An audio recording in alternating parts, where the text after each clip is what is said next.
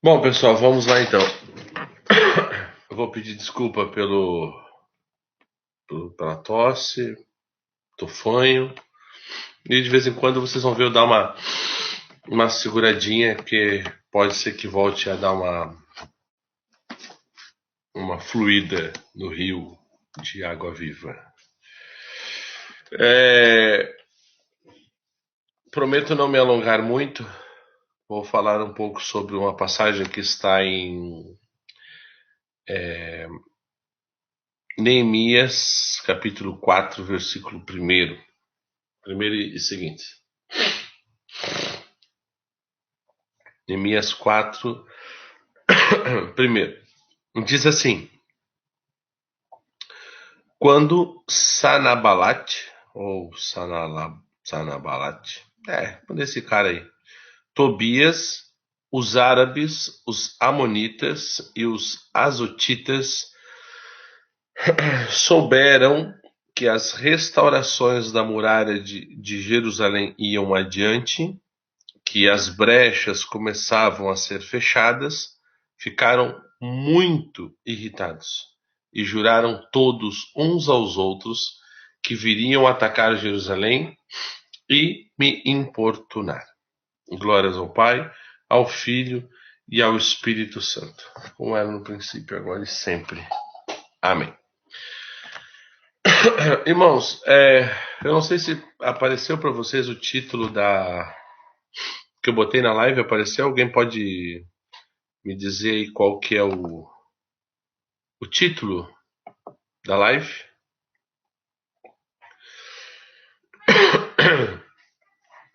Qual é o título da formação? Escrevam aí, por favor. Escrevinhem. Qual é o título?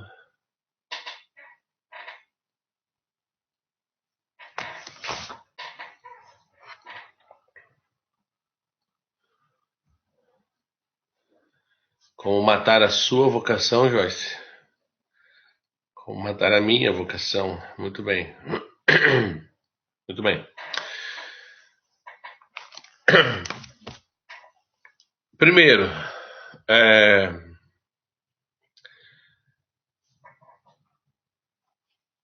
todos sabem, né? E a comunidade ela vive um tempo belíssimo na igreja,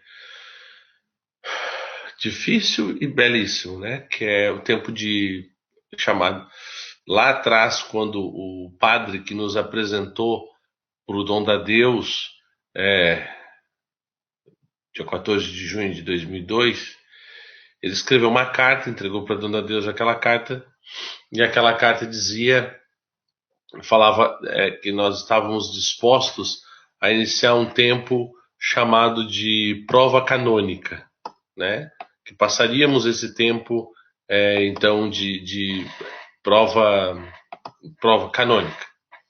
Ora, o que acontece hoje? Nós estamos vivendo o tempo de aprovação dos nossos estatutos e reconhecimento do carisma, né? E esse reconhecimento é uma espécie de uma validação do carisma, onde a igreja diz: olha, num canetaço ela diz, esse estatuto, que é a base de uma obra, uma obra que surge na igreja e traz aqui o cerne, a espiritualidade, a vocação, o carisma, como vai viver o governo, tudo, nós aprovamos, e com essa chancela nós estamos dizendo que esse carisma é um dom de Deus para a igreja, né? É uma graça para a igreja. Ora, todo o carisma ele tem, para ser autêntico, tem alguns elementos. E um dos elementos é despertar vocação. Ele tem que gerar vocações, tem que suscitar vocações. Carisma atrai carisma, né? Não existe uma comunidade de uma pessoa, não existe uma comunidade de duas pessoas. Tem que ter mais. Tem que ter mais pessoas que se acheguem, pessoas diferentes, pessoas distintas, distantes, que não tem conhecimento, intimidade com a pessoa do fundador, mas são atraídas pelo carisma. São vocações que vão surgindo. E aí a igreja espera que este carisma que ela autentica, que ele ofereça para ela, né, que ele dê a ela aquilo que ela está reconhecendo no estatuto, né? E, por exemplo, dentro das finalidades da comunidade, lá no estatuto, fala aquelas básicas do direito canônico, fomentar a santidade dos seus membros, evangelização e tal. Então, a igreja espera que a comunidade, o carisma encarnado, que é a comunidade, ela espera que essa comunidade traga vocações e vocações santas para a igreja. Porque essas vocações santas vão fazer a igreja se perpetuar, vamos dizer assim, no tempo, cumprir a sua missão.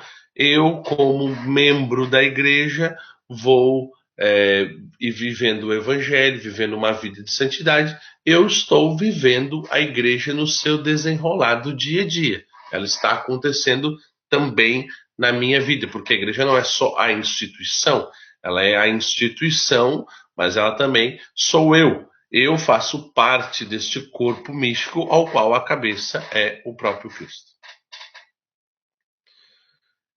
O que a igreja espera das vocações? E vamos falar a igreja assim, olha,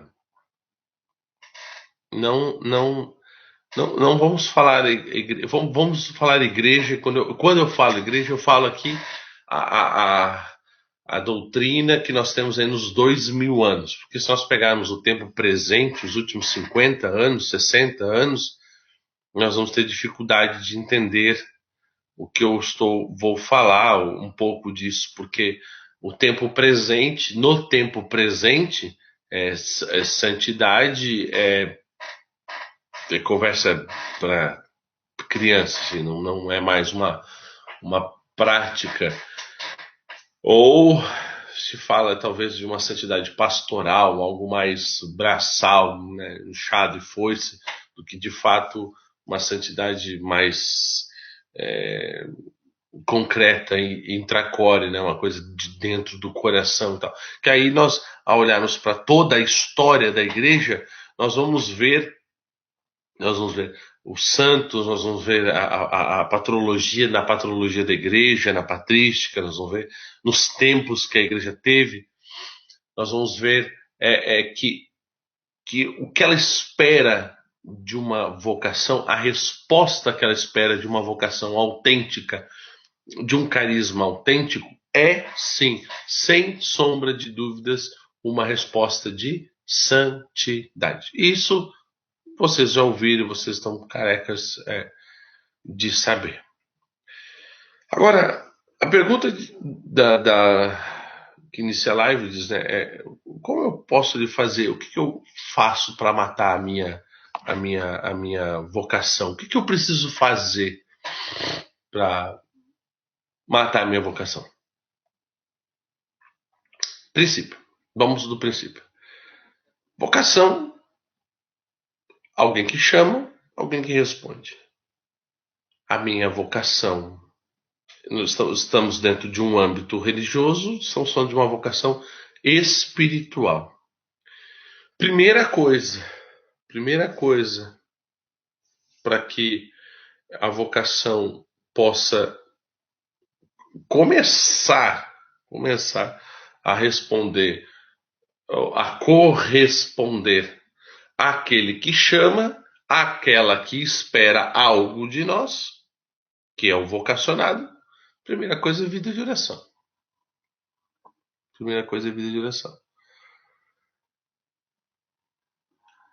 Tão fácil e tão difícil. Talvez difícil exatamente porque é fácil. Porque se fosse mais difícil, ou se de fato fosse algo muito difícil, talvez então houvesse mais empenho, mais decisão para viver. Mas como é fácil, como aquele que cobra não me vê, não está em loco ali comigo, como as autoridades não estão comigo, então eu vou levando. Aí hoje eu rezo, amanhã não rezo, depois não rezo, depois não rezo, aí volto a rezar, aí não rezo de novo, aí volto a rezar. Rezo quando preciso, rezo quando estou mal, ou só rezo quando estou muito bem, porque aí eu tenho vontade, aí eu estou a fim de rezar. Então, não tem uma resposta aqui. Não se consegue já construir uma resposta. Porque seria como que você tem ali um terreno grande e você vai construir uma casa e esse terreno está tomado de brejo, mato, umas toiças grandes e tal. E a oração consiste em você ir nesse terreno, limpar o terreno para antes de construir, você vai lá limpar. E 1 hora, você tem 1 hora por dia, você tira 1 hora do seu dia para ir lá limpar esse terreno. Hoje você vai lá, você dá 10, durante 1 hora você vai dar suas enxadadas. Entre as enxadadas você recebe um telefonema, você responde um zap, você dá uma piscada no Instagram, você dá uma beliscada no seu Facebook, você dá uma capinada, mas aí você já volta aqui. Então você está capinando, mas você também está gastando, dispersando a sua 1 hora, você está dispersando com outras coisas. Você vai ali, de um terreno aí de 210 metros, você capinou, no fim das contas, em 1 hora, você capinou 2 metros quadrados. E nem conseguiu bater o lixo. Aí você vai embora, porque tem outras coisas para fazer. No outro dia você se atrasa, você só tem meia hora. Aí você chega antes, aí você se arruma e tal, dá uma olhada no zap, responde, dá uma curtidinha, bota uma mãozinha de oração, um pedido de oração que teve ali. Já passou 10 minutos, porque o tempo voa na internet. Passou 10 minutos, você começa a capinar. Deu um plim no celular, você vai olhar para uma chamadinha no Facebook, você já dá uma curtida, volta, acabou o seu tempo. Você não capinou meio metro quadrado. No outro dia você não veio, no outro dia você não veio, no outro também não veio. Aí foi final de semana, sábado, domingo. Não foi capinado, final de semana, afinal de contas. Segunda-feira não foi capinado, porque o final de semana foi cansado, foi puxado, teve retiro, teve missão, teve isso, teve aquilo. Você não rezou. Terça você voltou no terreno, no mato, onde você tinha capinado. Cresceu todo de novo. E agora? Vai lá na frente e capina por cima do lixo que está ali, nasce da grama que nasceu, ou começa a capinar de novo. Começa a capinar de novo, vai limpando. O processo se repete. Um dia capina, outro dia não capina, outro dia capina. 3, 4 não capina. Nunca consegue terminar o terreno, porque não existe uma perseverança, uma fidelidade e uma decisão. Primeira coisa, quer matar a sua vocação? Quer matar a sua vocação? É não priorizar a sua vida de oração. Não priorizar ela. Não colocá-la como uma prioridade. Eu tenho que rezar. Se eu não rezar, minha vocação vai morrer. E pior do que a vocação não morrer, o senhor me lembra agora daquela passagem da figueira que não produziu fruto. E aí o senhor da vinha chega e vai cortar, porque ela já está há anos ali e não produz frutos. E aí, nessa função, o, o capataz, provavelmente a formadora geral, chega e diz assim: não, vamos dar mais uma chance. Vamos dar mais uma chance. Aí começa a acompanhar, para dar mais uma chance. para ver se o irmão vem, para ver se a árvore dá fruto. Dá fruto. Qual é o primeiro fruto que se espera de uma árvore vocacionada? Não é que ela produza ter grandes dons, que ela faça grandes coisas. Não, não é. Apenas que ela seja fiel à sua vida de oração. Não posso construir nada num terreno sujo. Deus não vai fecundar grandes obras num terreno sujo. Deus não vai levantar músicos que não rezam. Deus não vai levantar pregadores que não rezam. Deus não vai levantar dirigentes de música que não rezam. Deus não vai levantar intercessores que não rezam. Ou se levantar, né, porque chamou primeiro, não vai conseguir usar se o cara não faz pelo menos a parte dele. Tem que rezar. Limpar o terreno. Limpa o terreno. O mato voltou a crescer, capina de novo. Mas vai capinando até vencer todo o terreno. Depois é manutenção. Aquela figueira não estava dando fruto. Ela não estava sendo fiel à sua essência. E a essência dela era dar figo. Seu fruto era figo. O que se espera de um vocacionado dentro de um carisma não é que ele cante bem. Não é que ele pregue bem. Não é que ele anime bem. Se fizer, é melhor. É dom de Deus. E isso vai ser percebido e vai ser usado ao seu tempo. Mas o que se espera de um vocacionado dentro de um carisma é que ele reze. Que ele reze.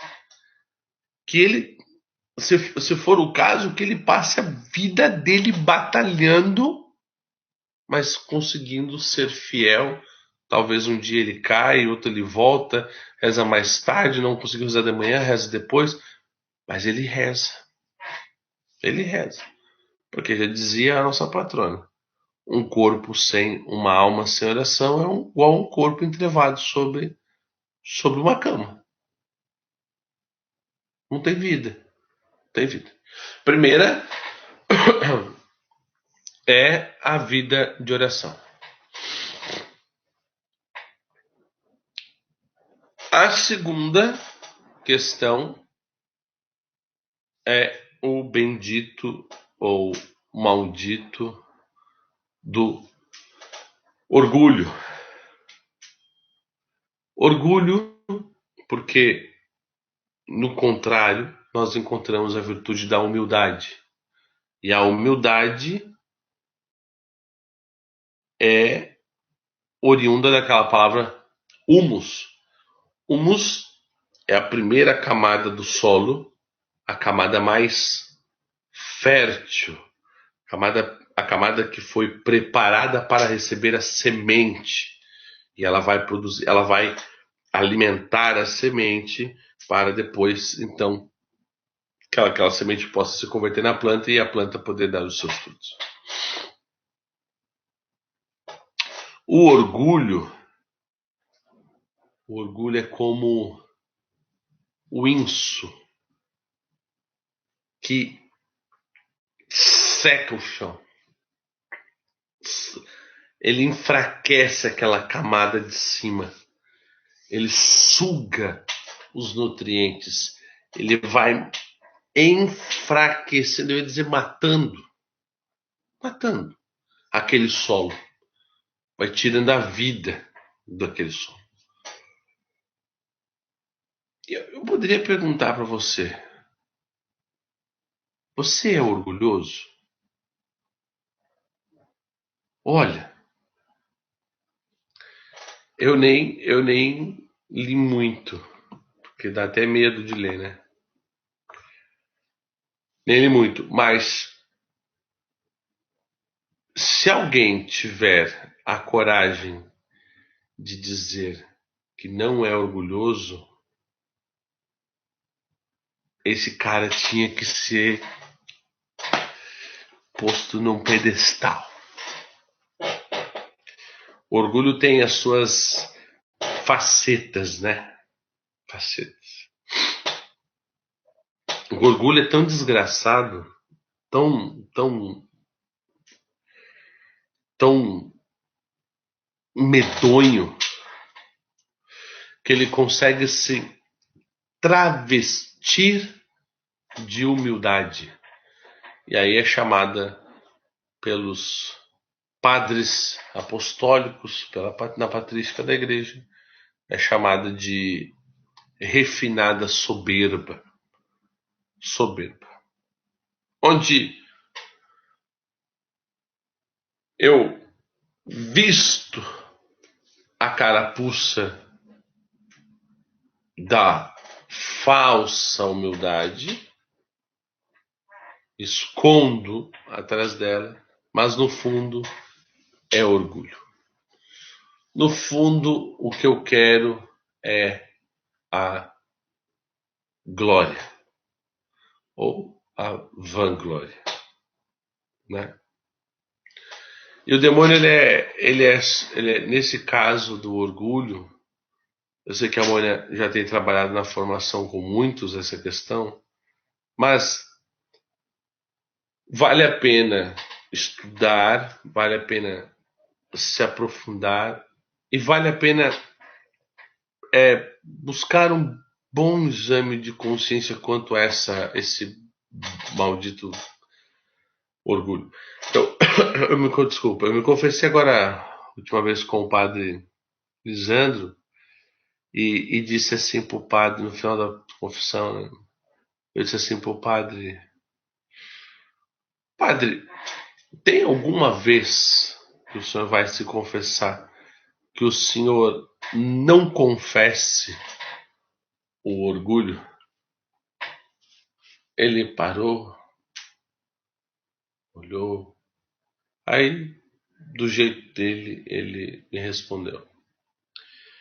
Eu disse assim: não confessar o orgulho já não seria o orgulho, né? Não confessar o orgulho já não seria orgulho.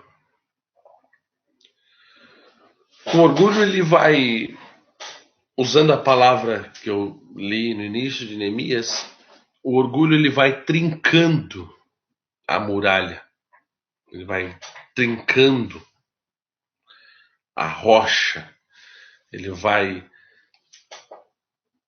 trincando, ele vai secando o solo, ele vai tirando a vida do solo, ele vai matando o humus, ele vai matando a humildade, lugar propício para Deus fazer a obra.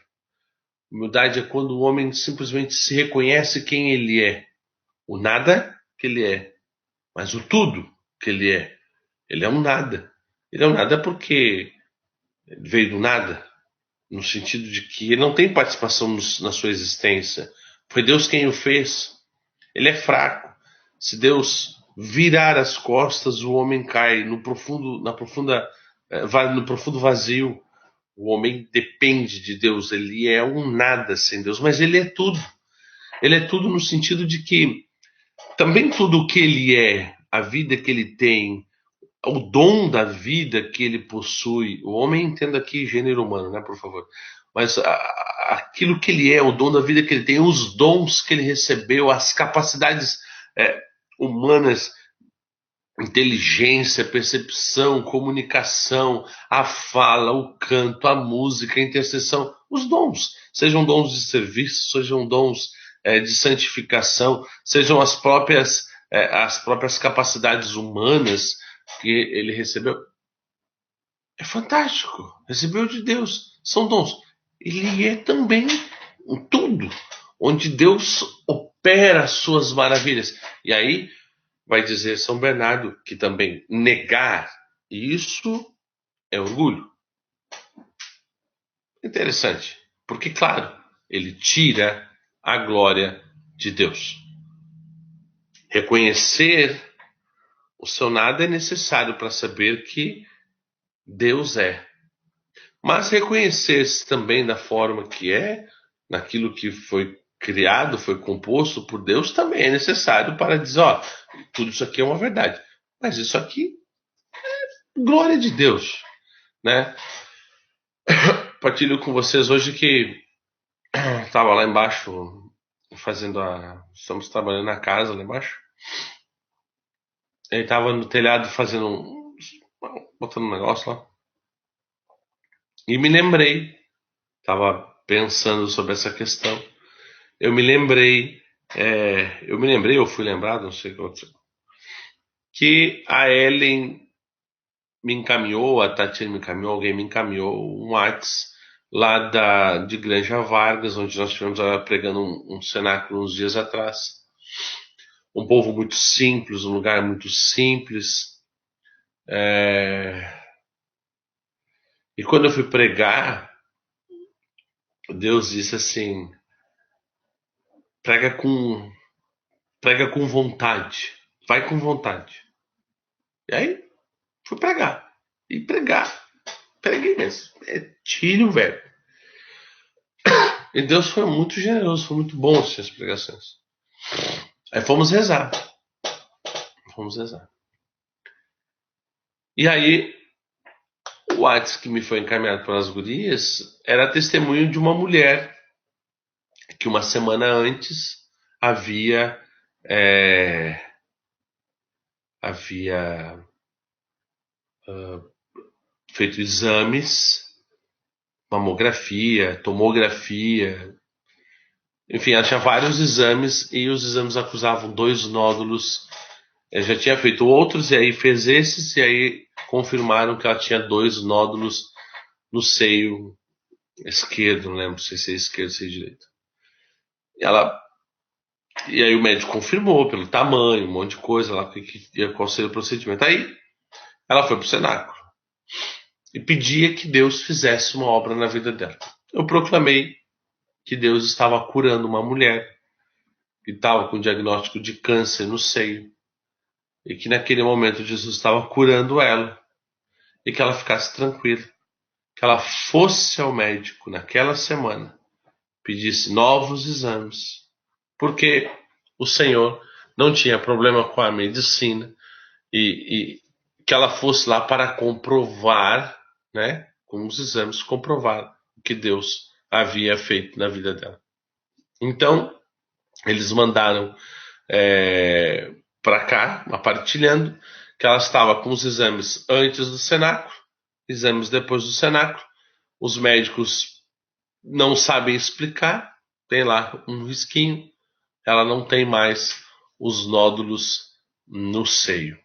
Curada. Só que quando isso me veio à mente,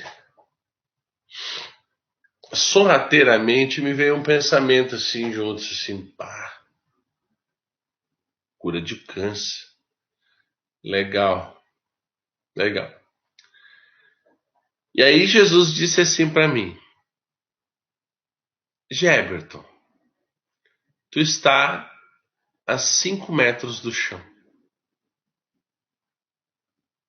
Se essa tábua quebrar, aonde tu vai parar?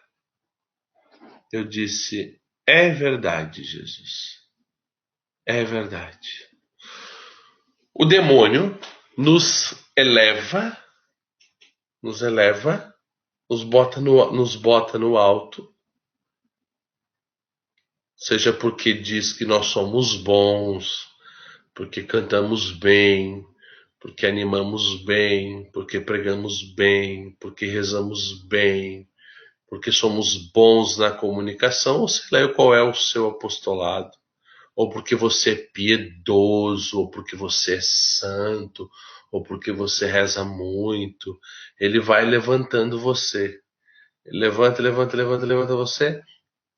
Embaixo dos seus pés há uma tábua, um compensado fininho, fininho, que se quebrar, você vai voltar para o chão.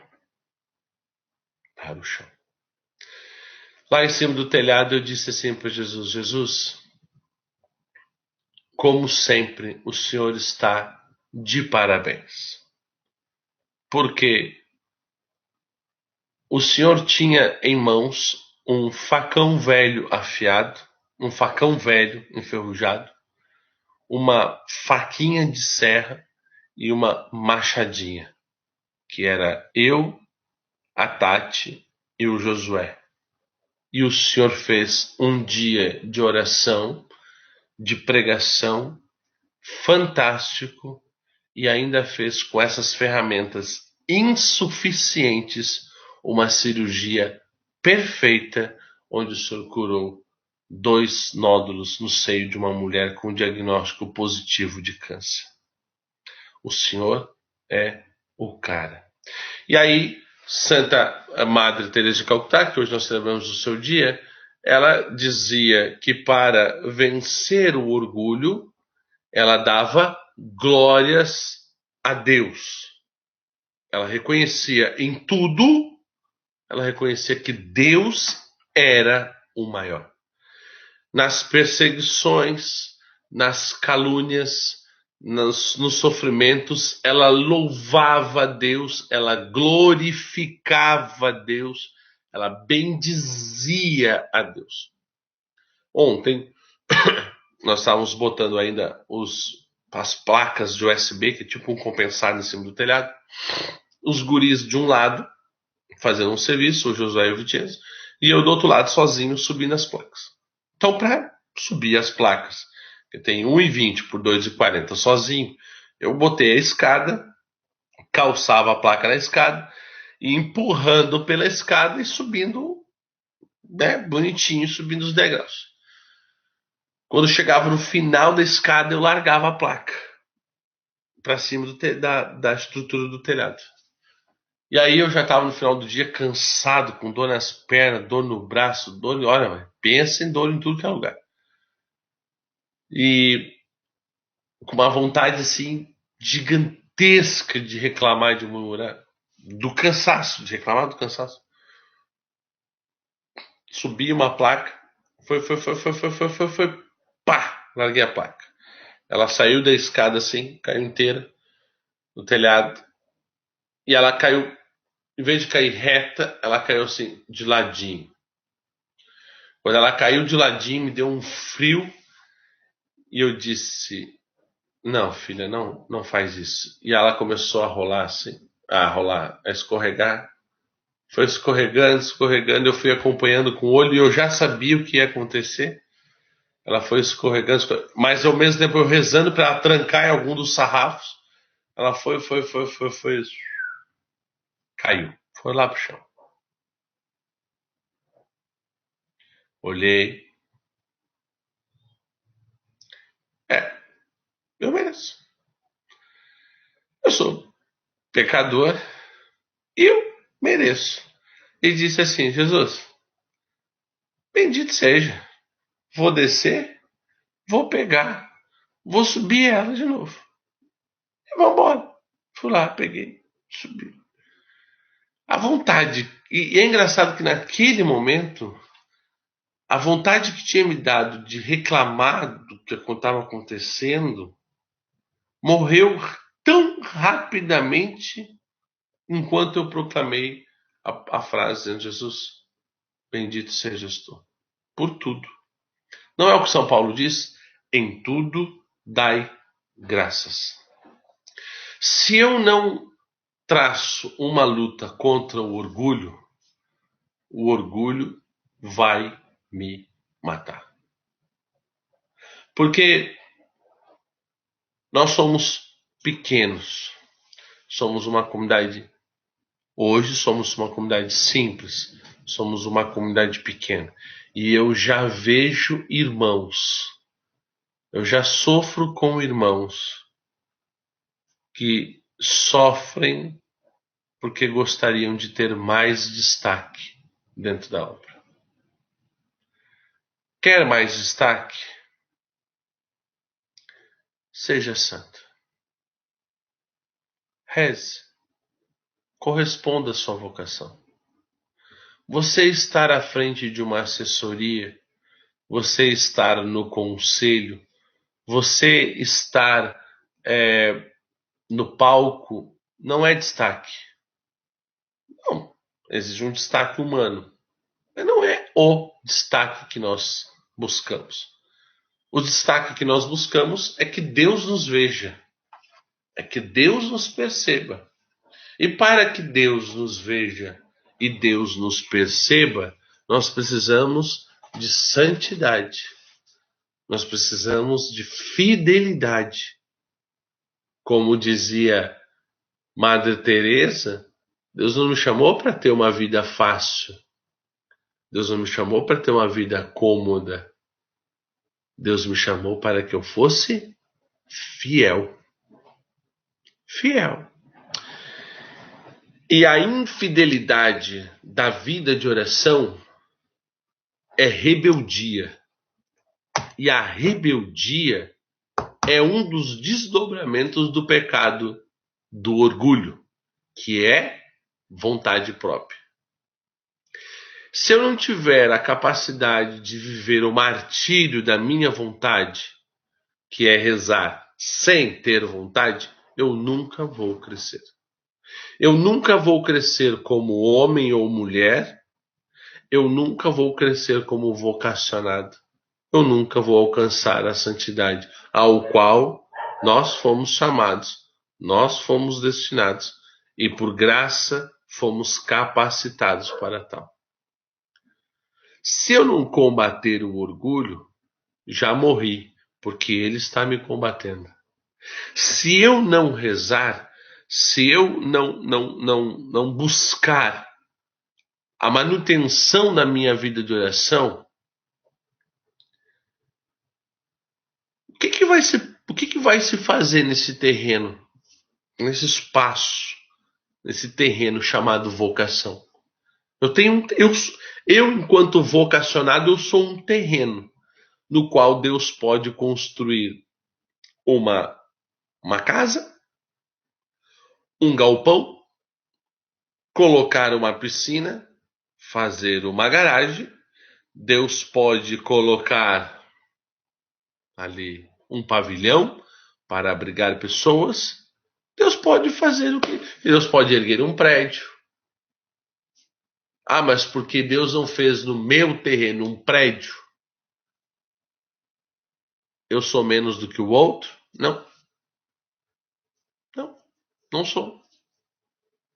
Porque diante de Deus, no céu, não vai interessar, não vai interessar se você pregou muito. Não vai interessar se você cantou muito. Não vai interessar se você expulsou demônios ou não. Não é isso que vai interessar. Porque se isso fosse essencial, se isso fosse chave, nós não teríamos monges na clausura. Eles teriam que estar fora para trabalhar, para fazer as coisas. E não é essencial. O que é essencial? A essência é sua santidade. Sua santidade vivida segundo o seu carisma. E para não matar a sua vocação, para que você possa então corresponder, para que você possa então ser fiel ao Senhor, começamos com essas duas coisas muito pequenas. A primeira, vida de oração, e a segunda, o combate ao orgulho. E o texto dizia, aqueles caras todos lá que falavam no início do primeiro versículo, diz assim, eles souberam que as restaurações da muralha de Jerusalém estavam indo adiante, estavam indo bem. Que as brechas começavam a ser fechadas. Ficaram furiosos e juraram todos, uns aos outros, que viriam atacar Jerusalém e nos importunar. Irmãos, nosso estatuto está muito perto da aprovação. É o que sentimos. Está ali, na iminência da aprovação. Mas é preciso fecharmos as brechas das muralhas de Jerusalém, dessa comunidade. É preciso. Onde estão as brechas? Nos meus, minha culpa, minha tão grande culpa, nos meus pecados e nos seus pecados. Como autoridade, eu tenho que dizer nos seus pecados. Como irmão, eu vou dizer nos meus pecados. Mas que cada um tenha a humildade de dizer que é por culpa minha que os muros de Jerusalém estão fendidos. Não é por culpa do pecado do outro. Reze pelo outro para que ele consiga tirar o cisco do seu olho. Mas antes disso, antes de tentar tirar o cisco do olho do outro, tire a trave do seu. Concentre-se em você. Seja humilde. Seja humilde. Você não é bom. Você não é bom. Há uma música que diz, né? Sim, todo homem é bom. Então, Jesus é bom. Nós lutamos para sermos bons. Mas não somos bons. Por essência, sim. Por essência, sim, porque a nossa essência é Deus. É o amor de Deus. Mas por natureza, não. Nós somos podres. Nós somos bagaça. Fazia tempo que o meu nariz não sangrava. Claro, devido ao frio, acaba fragilizando um pouco mais esse vaso que tenho aqui, sempre, assim, de tempo em tempo sangra. E eu arrumei tudo aqui, fui ligar o negócio aqui atrás na tomada. Quando eu peguei o cabo ali que eu baixei a cabeça, começou a pingar. E eu disse, nossa, agora? Tá, tudo bem. Apertei o nariz, porque eu não queria que pingasse no caminho, fui pro banheiro. Quando eu cheguei no banheiro, que eu soltei o nariz, correu um rio, assim. E aí comecei a tentar estancar o sangue, deixei correr um pouco, lavei. Vim pra cá, tinha melhorado, comecei a limpar o nariz e foi. Foi quase meio rolo de papel higiênico tentando segurar o sangue e correndo sangue e tal. E eu disse para Jesus, o que o senhor quer me dizer com isso? E Jesus dizia assim, esse sangue que tu está perdendo agora,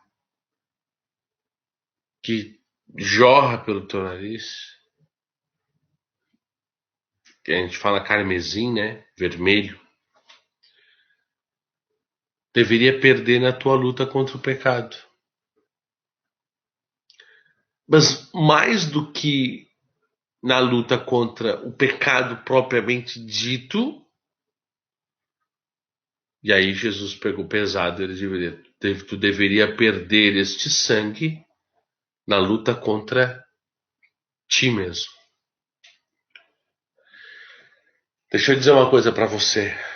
O seu pior inimigo não é o demônio. O seu pior inimigo é você. Meu pior inimigo sou eu. Sou eu quem me saboto. Sou eu quem passa a perna em mim. Sou eu quem sirvo meu prato na hora do almoço. Sou eu quem como a mais. Sou eu quem negligencio o meu horário na hora de levantar ou negligencio o meu horário na hora de dormir. Sou eu quem, sabendo que não posso usar a internet porque eu preciso rezar, pego o celular na mão para rezar a internet. Usar a internet. Sou eu quem não sou fiel ao meu rosário. Sou eu. Não é o demônio. O que o demônio faz é trabalhar com aquilo que eu dou para ele. E eu dou para ele motivos. o que está à volta da minha pessoa para fazer o seu trabalho. E faz bem feito. O demônio é o inimigo? É. Ele é o inimigo. Mas ele não é o mais forte. O mais forte é a carne. É você. Você é o seu inimigo. Não é o seu irmão o seu inimigo. Não é o seu irmão de ministério seu inimigo. Não é o seu irmão de comunidade seu inimigo. Não é. Não é. Não é o seu irmão de turma o seu inimigo.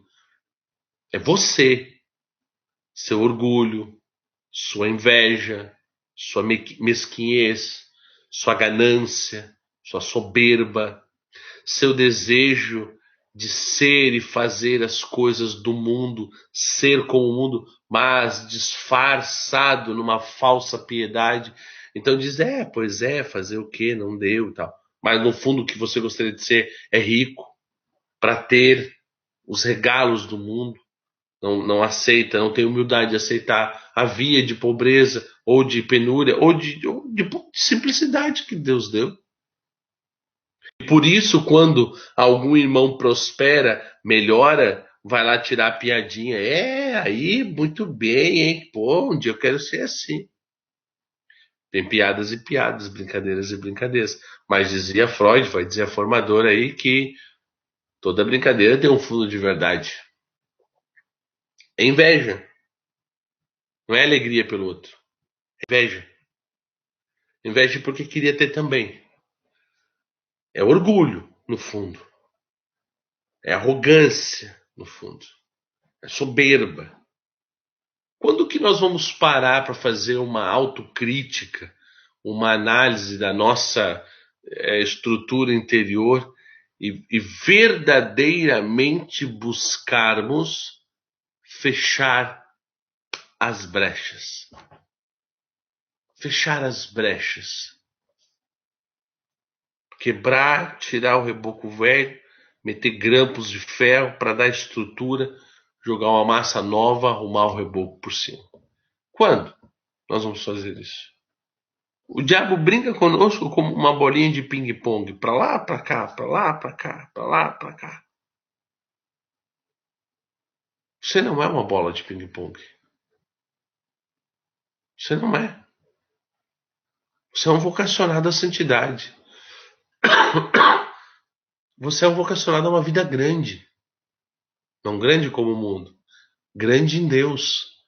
Você é chamado à grandiosidade da santidade. Você é chamado a um outro nível, a uma outra esfera. E não estamos, né? Porque sabe, um dia, eu não estou falando de uma santidadezinha, estou falando de santidade. Você tem um carisma, você tem uma vocação particular, você tem uma via única de salvação, você tem um chamado específico à santidade, com as cores, os traços e o cheiro particular de um carisma. Você não é um qualquer. Mas você precisa parar de se comportar como um qualquer. Você precisa parar de chorar o leite derramado. A formadora tem incomodado, sim, no bom sentido, várias vezes aqui. Eu vejo ela dizendo para um e para outro, ela dizendo assim, olha, teus traumas não te definem, tuas feridas não te definem. É verdade. E eu posso, com extrema tranquilidade, dizer assim, não definem, mas podem definir. Não definem porque é possível dar em Cristo, com Cristo, um novo sentido. É possível virar a página. É possível ir adiante. É possível ter uma vida nova, feliz, saudável e completamente oposta à realidade de ontem. Ou seja, aquilo que é o meu passado. Mas sim, define quando eu sento na poça de leite derramado e digo, daqui eu não vou sair. Como se, embora eu não possa então tomar o leite, mas eu vou ficar pelo menos com o leite que está derramado. E aí, dessa forma, eu passo o resto dos meus dias chorando, lamentando, murmurando e me escondendo atrás daquilo que fizeram comigo. Ora, talvez você tenha sido abusado. Lamento, lamento profundamente, mas isso já foi. Vamos adiante. Tá na hora de recomeçar. Tá na hora de viver um tempo novo com Deus e recomeçar. Talvez você tenha sido abandonado por pai, por mãe. Talvez você tenha sido abandonado por pai vivo, ou seja, o pai estava junto, mas não era um pai presente. Talvez você tenha sido abandonado por sua mãe. Talvez você tenha tido uma infância terrível, você tenha apanhado, apanhado, apanhado, apanhado, apanhado, apanhado, apanhado demais. Talvez você nunca ouviu ninguém dizer, pai e mãe, que amava você. Talvez disseram que você era um traço, um estupício, um nada, um miserável, um imprestável, que não deveria ter nascido. Alguém pode até ter dito que você era um energúmeno. Tá, e aí? Vai ficar parado? Aí, chorando? Ou vai levantar e vai dizer, não, para aí. Jesus me elegeu, o Senhor me deu um carisma, e na força e na forma deste carisma eu posso fazer diferente. E você tem como fazer diferente. E eu falo isso porque dá para fazer. Eu sei que dá para fazer. Eu vivi isso. Eu vivo isso. Dá para fazer. Dá para ser diferente.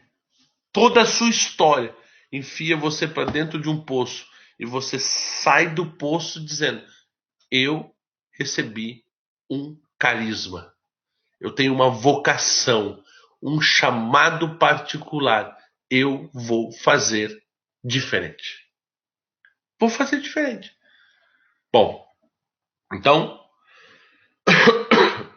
limpar o terreno. Limpar o terreno com uma prática de oração, seja fiel à sua oração. A igreja espera isso de nós. Seja fiel à sua oração. E lutemos contra o orgulho e suas variantes. Talvez eu comece a trazer um pouco mais essa questão. As variantes do orgulho. Precisamos nos livrar desta praga chamada orgulho. Precisamos nos livrar. Quer matar a sua vocação? Faça o contrário do que eu lhe falei. Quer dar vida nova à sua vocação? Reze e busque a humildade. E Deus elevará você ao lugar que Ele tem reservado para você desde toda a eternidade. Amém, meus irmãos? Desculpa aí a demora para começar, acabei passando um pouco do horário, mas obrigado pelos 40 e poucos que ficaram presentes. Deus abençoe a todos. Até breve, se Deus quiser.